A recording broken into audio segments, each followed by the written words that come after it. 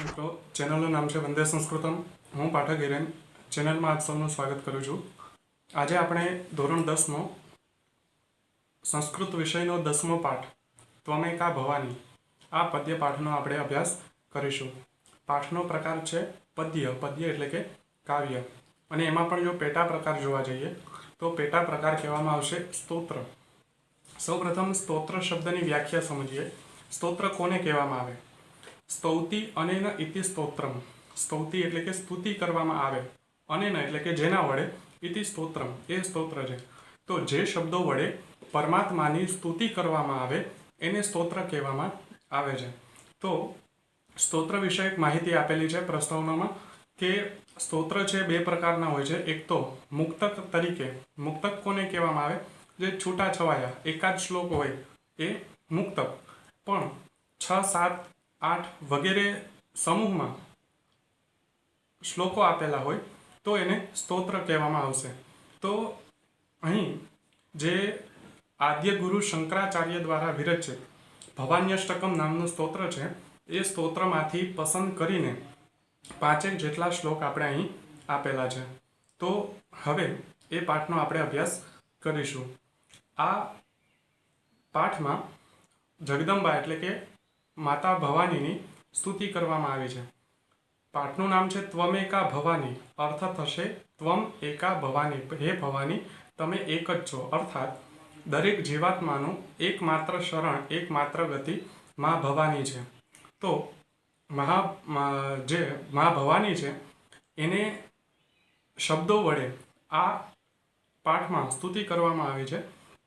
તો અહીં સંપૂર્ણ શરણાગતિનો ભાવ રજૂ કરવામાં આવ્યો છે।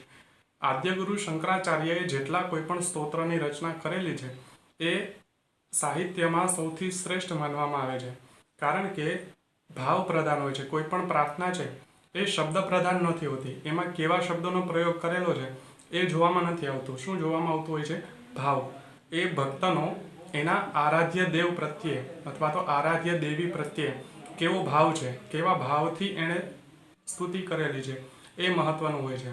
તો આદ્યગુરુ શંકરાચાર્યના જે કોઈ પણ સ્તોત્ર છે એમાં ભાવની શ્રેષ્ઠતા જોવા મળે છે, અને એની સાથે સાથે સંપૂર્ણ શરણાગતિ સ્વીકારવામાં આવે છે। અહીં માતા ભવાની છે એનો જાણે કે ભક્ત પોતે એનો બાળક છે અને માતાને એ સ્તુતિ કરે છે એવા ભાવ સાથે 5 શ્લોકો આપણે પાઠમાં આપેલા છે। તો પહેલા શ્લોકથી સમજૂતીની શરૂઆત કરીએ। સૌ પ્રથમ શ્લોકનું ઉચ્ચારણ જોઈએ। ખાસ કરીને યાદ રાખજો કે આ પાઠમાંથી ભાષાંતર માટે બોર્ડમાં એક શ્લોક છે એનો ભાષાંતર પૂછવામાં આવતું હોય છે। તો મોસ્ટ આઈએમપી છે એમાં પણ જે ચોથો શ્લોક છે અને 5મો શ્લોક છે આ ખૂબ જ મહત્વપૂર્ણ છે। જો બની શકે તો એના શ્લોક પૂર્તિ માટે પણ આ આપણે પાકો કરવો જોઈએ। અને જ્યારે કોઈ પણ પ્રસંગો હોય ત્યારે પણ આ શ્લોકોને તમે રજૂ કરી શકો। માની લો કે નવરાત્રિનો સમય આવી રહ્યો છે તો આ માતા ભવાનીની સ્તુતિ માટેના જે શ્લોકો તમે પાકા કરેલા હોય, જો તમે યાદ કરેલા હોય તો એવા પ્રસંગે પણ તમે આ શ્લોકો ગાઈને રજૂ કરી શકો છો। સુંદર એવો આનો રાગ પણ છે, જે તમને આ પાઠ પૂર્ણ થાય ત્યાર પછી આનો ઓડિયો કઈ રીતે એને ગાવો જોઈએ એ ઓડિયો પણ તમને આપવામાં આવશે। તો શ્લોકની શરૂઆત કરીએ। સૌપ્રથમ ઉચ્ચારણ જોઈએ। ન તાતો ન માતા ન બંધુર ન દાતા ન પુત્રો ન પુત્રી ન ભૃત્યો ન ભર્તા ન જાયા ન વિદ્યા ન વૃત્તિર્મમેવ ગતિસ્ત્વમ ગતિસ્ત્વમ ત્વમેકા ભવાની। આ જે પ્રથમ શ્લોક છે તેમાં લેખક અર્થાત સ્તોત્રની રચનાકાર અથવા તો જે કોઈ પણ ભક્ત માતાની સ્તુતિ કરે છે એને દુનિયાના કોઈ પણ સંબંધ સ્વીકાર્ય નથી। એના માટે માત્ર એક જ સંબંધ છે કે જે માતા ભવાની પ્રત્યેનો। માતા ભવાની અને એનો પુત્ર અર્થાત એનો ભક્ત જેણે સ્તોત્રની રચના કરી છે અથવા તો જે ભાવક આ સ્તોત્રનું ગાન કરે છે, તો આનો એક જ સંબંધ છે। બાકી દુનિયાના કોઈ પણ સંબંધો આ ભક્તને સ્વીકાર્ય નથી। નથી માતા, નથી પિતા વગેરે ભાવો સાથે એ આ શ્લોકની રજૂઆત કરે છે। ન તાતો, તાતા અર્થાત પિતા, ન તાતઃ અર્થાત પિતા પણ નથી, ન માતા માતા પણ નથી, ન બંધુ બંધુ શબ્દના બે અર્થ થાય છે. એક અર્થ થશે મિત્ર અને બીજો અર્થ થશે ભાઈ અથવા તો ભાઈ ભાંડુઓ. તો બંનેમાંથી કોઈ પણ અર્થ લઈ શકીએ. મિત્રો પણ નથી અથવા તો ભાઈ ભાંડુઓ સાથે પણ એને કોઈ સંબંધ નથી. ન દાતા દાતા પણ નથી અર્થાત એને દાન કરે એવો કોઈ પણ વ્યક્તિ નથી. ન પુત્રો પુત્ર પણ નથી. ન પુત્રી પુત્રી પણ નથી. ન ભૃત્યો ન ભરતા ભૃત્ય શબ્દનો અર્થ થશે નોકર અથવા તો સેવક, તો કોઈ સેવક પણ નથી. અને ન ભરતા ભરતા અર્થાત સ્વામી અથવા તો માલિક, તો કોઈ માલિક પણ નથી. ન જાયા જાયા અર્થાત પત્ની, તો પત્ની પણ નથી. અને ન વિદ્યા વિદ્યા પણ નથી. વિશેષ વિદ્યાઓનું આ વ્યક્તિને જ્ઞાન પણ નથી. ન વૃત્તિર્મમૈવ ન વૃત્તિ વૃત્તિ શબ્દનો અર્થ થશે આજીવિકા. આજીવિકા એટલે કે જેના વડે ગુજરાન ચાલતું હોય એ સાધનને આજીવિકા અથવા તો વૃત્તિ કહેવામાં આવે છે. જેવી રીતે નોકરી કરી અને એ પોતાનું ગુજરાન ચલાવે છે, તો નોકરી કરવી એ વ્યક્તિની વૃત્તિ થઈ. તો વૃત્તિ અર્થાત આજીવિકા. તો આજીવિકા પણ નથી. મમૈવ સંધિ છૂટી પાડશું ત્યારે મમ પ્લસ એવ, મમ એટલે કે મારે. તો આવા કોઈ પણ દુન્યવી સંબંધો નથી. ક્યાં ક્યાં સંબંધો નથી? માતા નથી, પિતા નથી, ભાઈ ભાંડુ અથવા તો મિત્ર પણ નથી, એને દાન કરનાર કોઈ પણ નથી, પુત્ર નથી, પુત્રી નથી, એનો કોઈ સેવક નથી કે એનો કોઈ માલિક પણ નથી, પત્ની પણ નથી, અને વિદ્યા પણ નથી, અને એની સાથે આજીવિકા પણ નથી. અર્થાત સંપૂર્ણ રીતે સંન્યાસ ભાવ છે. કોઈ પણ બાબતો સાથે એને સંબંધ રહેતો નથી. પણ કોની સાથે સંબંધ છે? ગતિસ્ત્વમ ગતિસ્ત્વમ ત્વમેકા ભવાની. ગતિસ્ત્વમ ત્વમ એટલે કે તું. ગતિસ્ત્વમની જ્યારે સંધિ છૂટી પાડશું ત્યારે ગતિ પ્લસ ત્વમ. ત્વમ એટલે કે તમે જ, ગતિ એટલે કે ગતિ છો, તમે જ ગતિ છો. ગતિ અર્થાત અંતિમ સ્થાન, શરણ. જ્યારે મૃત્યુ પામે ત્યાર પછી આત્મા પાછો પરમાત્માને જ પ્રાપ્ત થવાનો છે, તો એને ગતિ અથવા તો અંતિમ સ્થાન કહેવામાં આવે છે. અથવા તો શરણ એવો પણ અર્થ લઈ શકીએ. તો તમે જ શરણ છો અર્થાત અમે તમારા શરણે આવેલા છીએ. ગતિસ્ત્વમ અર્થાત તમે જ ગતિ છો. ત્વમ એકા ભવાની સંધિ છૂટી પાડશું ત્યારે ત્વમ પ્લસ એકા. ત્વમ એટલે કે તમે, એકા એટલે કે એક જ, અને ભવાની એટલે કે હે માં ભવાની. તો આ સંપૂર્ણ શ્લોકનો અર્થ જોઈએ તો હે માં ભવાની, કોઈ પિતા નથી, માતા નથી, બંધુઓ પણ નથી, દાતા પણ નથી, પુત્ર નથી, પુત્રી નથી, સેવક નથી, માલિક નથી, પત્ની નથી, વિદ્યા નથી, અને આજીવિકા પણ નથી. તમે એક જ ગતિ છો, તમે એક જ શરણ છો. અર્થાત હે મા ભવાની, તમે એક જ ગતિ છો, તમે એક જ શરણ છો. તો આપણે જોયું કે આ પહેલો શ્લોક છે એમાં સંન્યાસ ભાવ રજૂ કરેલો છે કે કોઈ પણ વ્યક્તિઓ સાથે, અન્ય દુનિયાના કોઈ પણ સંબંધો સાથે એને કોઈ લેવા દેવા નથી. એના મને તો માત્ર મા ભવાની છે, એ એક જ શરણ છે, એક મા ભવાનીનો જ આશરો છે.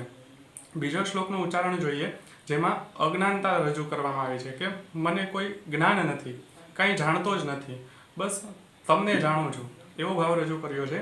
ન જાનામિ દાનમ ન ચ ધ્યાન યોગમ ન જાનામિ તંત્રમ ન ચ સ્તોત્ર મંત્રમ ન જાનામિ પૂજામ ન ચ ન્યાસ યોગમ ગતિસ્ત્વમ ત્વમેકા ભવાની. જેમ હમણાં વાત થઈ તેમ કે આમાં અજ્ઞાનતા રજૂ કરેલી છે. જ્યારે મા ભવાનીની સ્તુતિ કરે ત્યારે અહંકાર ભાવ ન હોવો જોઈએ. કોઈ પણ દેવતાને આપણે આરાધન કરીએ અને જો મનમાં અહંકાર ભાવ હોય તો એ પ્રાર્થના દેવતાઓ અથવા તો દેવીઓ સ્વીકારતા નથી. તો જ્ઞાન છે એ વ્યક્તિને અહંકારી બનાવે છે. જ્યારે વ્યક્તિ પોતાને અજ્ઞાની માને છે ત્યારે એનો અહંકાર દૂર થઈ જાય છે. એટલા માટે અહીં ભક્ત પણ કહે છે કે મારામાં કોઈ પણ પ્રકારનું જ્ઞાન નથી. કેવું જ્ઞાન નથી? ન જાનામી દાનમ, દાન કઈ રીતે કરવું. ન જાનામી એટલે કે નથી જાણતો, દાનમ એટલે કે દાન. દાન કઈ રીતે કરવું, શેનું દાન કરવું, આવી બાબતો હું જાણતો નથી. ન ચ ધ્યાન યોગમ, ધ્યાન યોગમ એટલે કે ધ્યાન યોગ પણ જાણતો નથી. ધ્યાન યોગ છે એ ઈશ્વરના આરાધન માટેનો એક વિશેષ સાધન છે. આપણે ખ્યાલ છે કે યોગ વિદ્યા જે છે, યોગ વિદ્યામાં 7 પાસાઓ છે. યોગ વિદ્યા છે 8 અંગોથી બનેલી છે. યમ, નિયમ, આસન, પ્રાણાયામ, પ્રત્યાહાર, ધારણા, ધ્યાન અને સમાધિ. તો છેલ્લેથી બીજું જે ચરણ છે ધ્યાન, એ ધ્યાન વડે દેવતાઓનું આરાધન કરવામાં આવતું હોય તો એ ધ્યાન યોગને પણ અથવા તો એ ધ્યાનને પણ હું જાણતો નથી, અર્થાત ધ્યાન કઈ રીતે કરી શકાય એ પણ મને ખ્યાલ નથી. ન જાનામી તંત્રમ, ન જાનામી એટલે કે નથી જાણતો, તંત્રમ એટલે કે તંત્ર વિદ્યા. કોઈ પણ કાર્ય છે એ 3 પ્રકારે થતા હોય છે, યંત્ર, મંત્ર અને તંત્ર. તો અહીં તંત્ર વિદ્યાની વાત કરવામાં આવે છે કે દેવતાઓને ખુશ કરવા માટે કોઈ તાંત્રિક વિધાન પણ કરવામાં આવતું હોય છે, તાંત્રિક વિધિઓ પણ કરવામાં આવતી હોય છે. તો એ તાંત્રિક વિધિઓને પણ હું જાણતો નથી. ન જાનામી તંત્રમ ન ચ સ્તોત્ર મંત્રમ, સ્તોત્ર અને મંત્રોનું પણ હું જ્ઞાન નથી ધરાવતો. ન જાનામી એટલે કે નથી જાણતો, નથી જ્ઞાન. શેનું નથી? સ્તોત્ર મંત્રમ, સ્તોત્ર અને મંત્રોનું પણ જ્ઞાન નથી, અર્થાત વેદોના મંત્રો પણ નથી આવડતા અને સ્તુતિઓ અથવા તો સ્તોત્ર પણ નથી આવડતા. એ સ્તોત્ર કે મંત્રને હું જાણતો નથી. ન જાનામી પૂજામ, પૂજાને હું જાણતો નથી. પૂજા વિધિ, કઈ રીતે પૂજા કરવી જોઈએ એ વિધિને પણ હું જાણતો નથી, અર્થાત પૂજા કઈ રીતે કરવી એ હું જાણતો નથી. ન ચ ન્યાસ યોગમ, ન્યાસ યોગ ન ચ એટલે કે નહીં, ન્યાસ યોગમ એટલે કે ન્યાસ યોગ. ન્યાસ યોગ કોને કહેવામાં આવે? ન્યાસ યોગ અર્થાત એક ઈશ્વરના આરાધન માટેનું એક વિશિષ્ટ સાધન છે, જેમાં કોઈ પણ વસ્તુમાં અથવા તો શરીરના વિવિધ અંગોમાં દેવતાઓનું સ્થાપન કરી અને ત્યારબાદ એનું ધ્યાન કરવામાં આવતું હોય છે. ઉદાહરણ તરીકે મનમાં કોઈ પણ આરાધ્ય દેવ છે એની સ્તુતિ કરવામાં આવે અને એને સ્થાન આપવામાં આવે તો એને ન્યાસ, ન્યાસ એટલે કે મૂકવું. કોઈ પણ વસ્તુ ઉપર દેવતાઓનો ભાવ કરવો એને ન્યાસ કહેવામાં આવે. જેવી રીતે મૂર્તિ છે તો એ મૂર્તિ ઉપર પ્રાણ પ્રતિષ્ઠા કરવામાં આવે અને પછી એની પૂજા કરવામાં આવે તો એ ન્યાસ કહેવામાં આવે. તો ઈશ્વરને એ મૂર્તિ અંદર મૂકેલા છે તો એને કહેવામાં આવે ન્યાસ. તો એ ન્યાસ યોગ પણ હું જાણતો નથી. ગતિસ્ત્વમ, ગતિસ્ત્વમ ત્વમેકા ભવાની, ત્વમેકા એટલે કે તમે એક જ, ભવાની એટલે કે હે ભવાની તમે એક જ, ગતિસ્ત્વમ એટલે કે ગતિ છો અને ગતિસ્ત્વમ એનો બીજો અર્થ લઈ શકીએ શરણ છો. તો હે ભવાની તમે એક જ ગતિ છો, તમે એક જ શરણ છો. સંપૂર્ણ શ્લોકનો ફરીથી અર્થ જોઈએ. ન જાનામી દાનમ, દાન નથી જાણતો. ન ચ ધ્યાન યોગમ, ધ્યાન યોગ પણ નથી જાણતો. ન જાનામી તંત્રમ, તંત્ર વિદ્યા અથવા તો તંત્ર વિધિ નથી જાણતો. ન ચ સ્તોત્ર મંત્રમ, સ્તોત્ર મંત્ર પણ નથી જાણતો. ન જાનામી પૂજામ, પૂજા વિધિ નથી જાણતો. ન ચ ન્યાસ યોગમ, ન્યાસ યોગ પણ નથી જાણતો. ગતિસ્ત્વમ, ગતિસ્ત્વમ ત્વમેકા ભવાની, હે ભવાની તમે એક જ ગતિ છો, તમે એક જ શરણ છો. ત્રીજો શ્લોકનું ઉચ્ચારણ જોઈએ, ત્યારબાદ સમજૂતી મેળવીએ. ન જાનામી પુણ્યમ, ન જાનામી તીર્થમ, ન જાનામી મુક્તિમ લયમ વા કદાચિત, ન જાનામી ભક્તિમ વ્રતમ વાપી માતઃ, ગતિસ્ત્વમ, ગતિસ્ત્વમ ત્વમેકા ભવાની. આ શ્લોકનો અર્થ જોઈએ. ન જાનામી પુણ્યમ, જેમ આગળના શ્લોકમાં કીધું કે અજ્ઞાનતા છે એ જ રીતે અહીં પણ આ શ્લોકમાં પણ અજ્ઞાનતા દર્શાવવામાં આવી છે. ન જાનામી પુણ્યમ, પુણ્ય નથી જાણતો. ન જાનામી એટલે કે નથી જાણતો અને પુણ્યમ એટલે કે પુણ્ય, પુણ્ય કઈ રીતે કરવામાં આવે એ હું જાણતો નથી, અથવા તો પુણ્ય શું છે એ પણ હું જાણતો નથી. ન જાનામી તીર્થમ, તીર્થ શું છે, તીર્થયાત્રાઓ શું છે એનું મહત્વ હું જાણતો નથી. ન જાનામી મુક્તિમ, મુક્તિ શું છે એ પણ હું જાણતો નથી. મુક્તિ કોને કહેવામાં આવે? મુક્તિ અર્થાત આત્મા છે એ મૃત્યુ બાદ જ્યારે પરમાત્માની સાથે ભળી જાય એને મુક્તિ કહેવામાં આવે છે. આપણો અંદર રહેલો આત્મા છે એ પરમાત્માનો જ એક નાનકડો અંશ છે, નાનકડો ભાગ છે. આપણા જન્મની પહેલાં પરમાત્મામાંથી એક નાનકડો અંશ અલગ થઈ ગયો, જે બ્રહ્માંડમાં ભટકતો ભટકતો માતાના ગર્ભમાં પ્રવેશ કરે છે અને 9 માસ દરમિયાન એને એક સુંદર મજાનું શરીર મળે છે. જેમ બધાને આપણે શરીર મળેલું છે તો એની અંદર આત્મા રહેલો છે. તો એ આત્મા શું છે? પરમાત્માનો એક અંશ છે. હવે એ શરીર વડે એ આત્મા સારા કે નરસા એવા કાર્ય કરે એના પરિણામે એનું ફળ મળતું હોય છે. જો સારા કાર્ય કરે તો ફરીથી એ પરમાત્માની સાથે ભળી જાય છે, પરમાત્મા સાથે એકાકાર થઈ જાય છે. તો આ આત્મા ફરીથી પરમાત્માની સાથે ભળી જવાની જે ક્રિયા છે એને મુક્તિ કહેવામાં આવે છે. તો ભક્ત કહે છે કે મુક્તિ હું જાણતો નથી. કોને મુક્તિ કહેવાય અથવા તો મુક્તિ કઈ રીતે પ્રાપ્ત થાય એ પણ હું જાણતો નથી. લયમ વા કદાચિત, લયમ અર્થાત સર્વનાશ, પ્રલય, પ્રલય વિશે પણ હું જાણતો નથી. ન જાનામી ભક્તિમ, ભક્તિને પણ હું જાણતો નથી, અર્થાત ભક્તિ કઈ રીતે કરવી એ પણ હું જાણતો નથી. નવધા ભક્તિ એવું કહેવામાં આવે છે. ભક્તિના 9 પ્રકાર છે. જે 9 પ્રકારમાં શ્રવણ કરવું, કીર્તન કરવું, ભગવાનની જે કોઈ પણ કથાઓ છે એનું એ કથાઓનું કથન કરવું, કથાઓ કહેવી અથવા તો સાંભળવી. તો આવા અલગ અલગ એવા 9 પ્રકારની ભક્તિ છે. તો એવી ભક્તિઓ પણ હું જાણતો નથી. વ્રતમ વાપી માતઃ, વ્રતમ એટલે કે વ્રત પણ જાણતો નથી. વ્રતનું ઉપાસના કઈ રીતે કરવી, વ્રત કઈ રીતે કરવું, એના નીતિ નિયમોનો પણ મને ખ્યાલ નથી. વાપી માતઃ, સંધિ છૂટી પાડશું વાપીની, ત્યારે વા પ્લસ અપી. વા એટલે અથવા, અપી એટલે કે પણ. તો અથવા વ્રત પણ, માતઃ એટલે કે હે માતા, ન જાનામી હું જાણતો નથી. ગતિસ્ત્વમ ગતિસ્ત્વમ ત્વમેકા ભવાની, હે ભવાની તમે એક જ ગતિ છો, તમે એક જ શરણ છો. સંપૂર્ણ શ્લોકનો અર્થ જોઈએ તો પુણ્ય જાણતો નથી કે તીર્થ પણ જાણતો નથી, મુક્તિ નથી જાણતો, અથવા લય અર્થાત પ્રલય અથવા તો સર્વનાશ પણ જાણતો નથી. કદાચિત એવો શબ્દ આપેલો છે. કદાચિત શબ્દનો અર્થ થશે ક્યારેય લય થશે એ પણ હું જાણતો નથી. ન જાનામી ભક્તિમ, ભક્તિ પણ હું નથી જાણતો.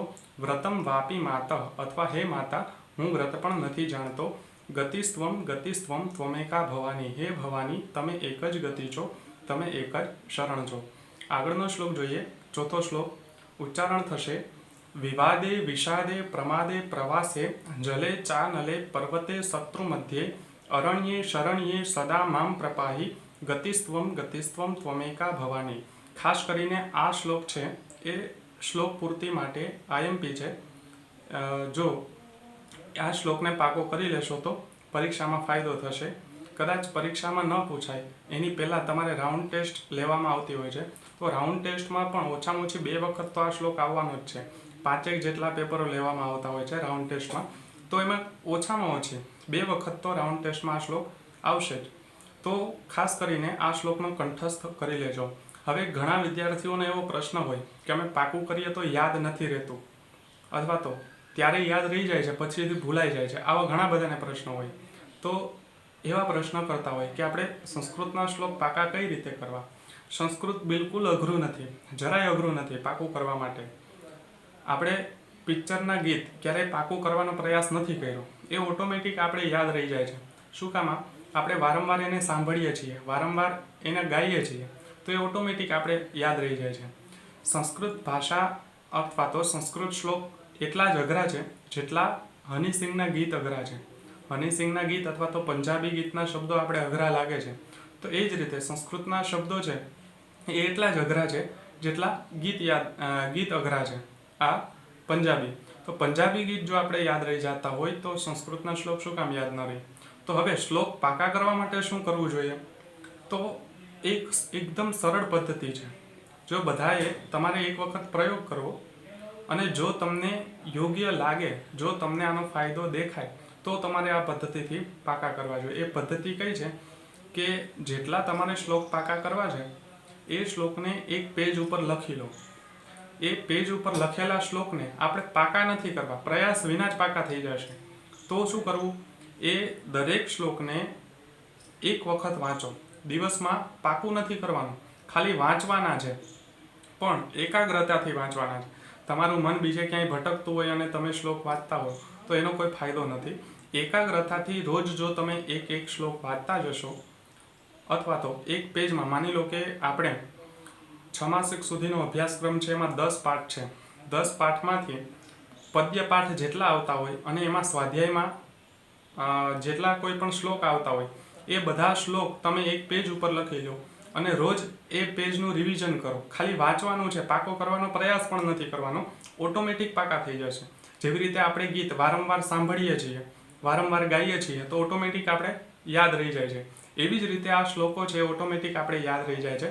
માત્ર ને માત્ર વધીને 2 અઠવાડિયા સુધીમાં આ બધા જ શ્લોકો તમે મોઢે બોલતા હશો, એ પણ પાકો કરવાનો પ્રયાસ કર્યા વિના. જે તમારો પ્રશ્ન છે કે પાકું કરીએ છીએ ત્યારે થઈ જાય પણ પાછું બીજા દિવસે ભૂલાઈ જાય છે, તો આમ કરવાથી એ પ્રશ્ન પણ હલ થઈ જશે. જો તમે આ રીતે પાકું કરેલું હશે તો એ કન્ટેન્ટ છે, એ શ્લોક છે, એ તમે ક્યારેય નહીં ભૂલો. એટલા માટે પ્રયાસ કરવાનો છે અને આ રીતે પાકું કરશો તો વધારે સરળતા રહેશે. બાકી તમે તમારી પદ્ધતિઓથી પણ પાકું કરી શકો છો. એવું ફરજિયાત નથી કે આ જ પદ્ધતિથી પાકું કરવું, પણ સરળતા આમાં છે. આપણે એક દિવસમાં જો આપણા અભ્યાસક્રમમાં ટોટલ 10 જેટલા શ્લોક હોય શ્લોક પૂર્તિ માટેના, અને બોર્ડનો નિયમ છે કે સ્વાધ્યાયમાં શ્લોક પૂર્તિ માટે જે શ્લોક આપેલા છે ને એ શ્લોકમાંથી જ પરીક્ષામાં શ્લોક પૂર્તિ પૂછવામાં આવે છે.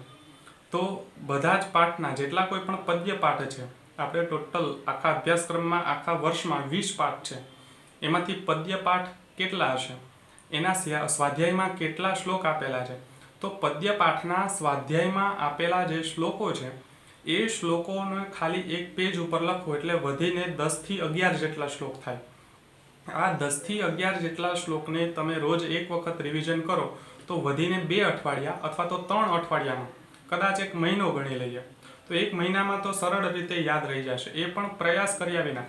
10 શ્લોકોને ઉચ્ચારણ કરવા માટે, 10 શ્લોકોને પાકા કરવા માટે વધીને માત્ર 1.5 થી 2 મિનિટ લાગે. તો આ 1.5 થી 2 મિનિટ આખા દિવસમાં જો તમે આ બાબતને આપી શકતા હોય તો તમારે શ્લોક પાકા કરવાનો પ્રયાસ કરવાની જરૂર જ નથી રહેતી. આગળ વધીએ. વિવાદે વિષાદે પ્રમાદે પ્રવાસે જલે ચા નલે પર્વતે શત્રુ મધ્યે અરણ્યે શરણ્યે સદા મામ પ્રપાહી ગતિસ્ત્વમ ત્વમેકા ભવાની. હવે અહીં માતા ભવાની પાસેથી રક્ષણ માંગવામાં આવ્યું છે કે આવી અવસ્થાઓમાં તમે હંમેશા મારું રક્ષણ કરજો, મારી રક્ષા કરજો. કઈ કઈ અવસ્થાઓમાં? વિવાદે વિષાદે. વિવાદે એટલે કે વિવાદના સમયે, જ્યારે યુદ્ધ થતું હોય, વાદ વિવાદ થતો હોય એવા સમયે તમે મારું રક્ષણ કરો. વિષાદ, વિષાદ અર્થાત દુઃખ, દુઃખના સમયમાં અથવા તો દુઃખની અવસ્થામાં તમે અમારું રક્ષણ કરો. પ્રમાદે, પ્રમાદ એટલે કે આળસની અવસ્થામાં તમે અમારું રક્ષણ કરો. અને પ્રવાસે એટલે કે પ્રવાસના સમય, જ્યારે કોઈ તીર્થયાત્રા કરવામાં આવતી હોય અથવા તો પ્રવાસ કરવામાં આવતો હોય એવા સમયે પણ તમે અમારું રક્ષણ કરો. જલે અર્થાત પાણીમાં, જ્યારે પાણીમાં હોઈએ ત્યારે તમે અમારું રક્ષણ કરો. ચ અનલે, અનલ અર્થાત અગ્નિ, અગ્નિની મધ્યમાં પણ તમે અમારું રક્ષણ કરો. પર્વતે એટલે કે પર્વત પર, પર્વતની ટોચ ઉપર તમે અમારું રક્ષણ કરો. શત્રુ મધ્યે, શત્રુઓની વચ્ચે જ્યારે હોઈએ ત્યારે પણ તમે અમારું રક્ષણ કરો.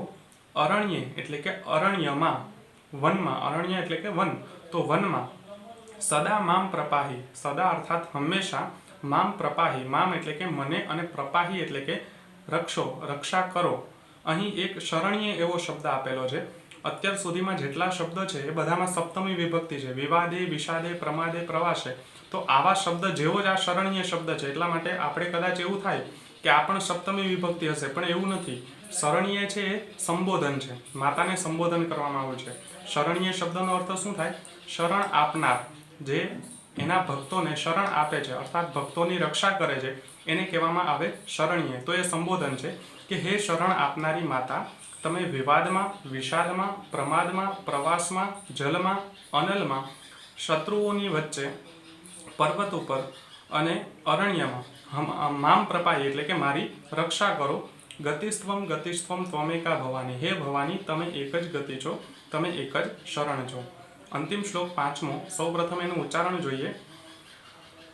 જે ભાષાંતર માટે આ મહત્વપૂર્ણ શ્લોક છે. 5મો શ્લોક. અનાથો દરિદ્રો જરારોગ યુક્તો મહાક્ષીણ દીન સદા જાડ્ય વક્ત્ર વિપત્તૌ પ્રવિષ્ટ પ્રણષ્ટ સદાહમ ગતિસ્ત્વમ ત્વમેકા ભવાની. આ શ્લોક પણ જો શક્ય હોય તો તમારે કંઠસ્થ કરવો, પાકો કરવો. અનાથો દરિદ્રો, હવે એ પોતાની અવસ્થા રજૂ કરી છે. ભક્ત છે એ પોતે કેવો છે, પોતાની અવસ્થા કેવી છે એ રજૂ કરે છે. અનાથ અર્થાત જેનો કોઈ નાથ નથી, જેનો કોઈ માલિક નથી એવો. તો અનાથ એટલે કે અનાથ. દરિદ્ર, દરિદ્ર એટલે કે ગરીબ અથવા તો કંગાળ. જરા રોગયુક્ત, જરા એટલે કે જરાથી, વૃદ્ધાવસ્થાથી, અને રોગયુક્ત એટલે કે રોગથી યુક્ત. ઘરડો પણ છે અને રોગથી યુક્ત પણ છે, અર્થાત ઘરડો અને નિરોગી. કદાચ શરીરથી ઘરડો ના હોય તો પણ દુનિયાવી સંબંધો અથવા તો મનથી એ પોતાને ઘરડો માને છે. તો અનાથ, ગરીબ અથવા તો કંગાળ, જરા રોગયુક્ત અર્થાત વૃદ્ધાવસ્થા અને રોગથી યુક્ત એવું હું. મહાક્ષીણ દીન, મહાક્ષીણ એટલે કે ખૂબ જ ક્ષીણ થઈ ગયેલો. દીન એટલે કે કંગાળ. સદા જાડ્ય વક્ત્ર, સદા એટલે કે હંમેશા, જાડ્ય વક્ત્ર, જાડ્ય એટલે કે જડતાયુક્ત, વક્ત્ર એટલે કે મુખવાળો, જેનું મુખ જડતાથી યુક્ત છે એ જાડ્ય વક્ત્ર. તો હંમેશા જડતાયુક્ત મુખવાળો. વિપત્તો પ્રવિષ્ટ, વિપત્તો અર્થાત વિપત્તિમાં, આપત્તિમાં, પ્રવિષ્ટ એટલે કે પ્રવેશેલો અથવા તો અર્થ લઈ શકીએ ફસાયેલો. તો વિપત્તિમાં ફસાયેલો, વિપત્તિમાં પડેલો. અને પ્રણષ્ટ, પ્રણષ્ટ એટલે કે નાશ પામેલો. સદાહમ, સંધિ છૂટી પાડશું ત્યારે સદા પ્લસ અહમ, સદા એટલે કે હંમેશા અને અહમ એટલે કે હું. તો હું આવી અવસ્થાવાળો છું. કેવી અવસ્થાઓ?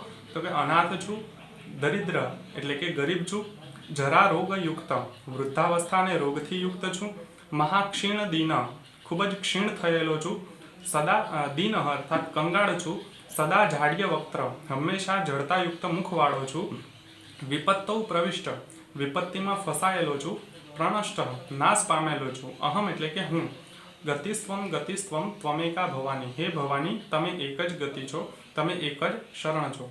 સંપૂર્ણ શ્લોકનો અર્થ જોઈએ તો અનાથ, દરિદ્ર, જરા અને રોગથી યુક્ત અથવા તો વૃદ્ધાવસ્થા અને રોગથી યુક્ત, ખૂબ જ ક્ષીણ થયેલો, કંગાળ અને હંમેશા જડતાથી યુક્ત મુખવાળો, વિપત્તિમાં પડેલો અને નાશ પામેલો હું છું. તો હે મા ભવાની તમે જ ગતિ છો, તમે જ શરણ છો અથવા તો તમે એક જ ગતિ છો, તમે એક જ શરણ છો. આશા રાખું છું કે આ પાઠ તમને વ્યવસ્થિત સમજાઈ ગયો હશે. જો છતાં પણ કોઈ પણ પ્રશ્ન હોય, કાંઈ ન સમજાયું હોય તો તમે કોમેન્ટમાં પૂછી શકો છો અને તમારા શિક્ષકોને પણ પૂછી શકો છો અથવા તો 9662255957 આ નંબર પણ વોટ્સઅપ કરીને પણ તમે તમારા પ્રશ્નોના ઉત્તર મેળવી શકો છો. આ પાઠને અહીં પૂર્ણ કરીએ. ટૂંક સમયમાં ફરી મળીશું. જય તુ સંસ્કૃતમ.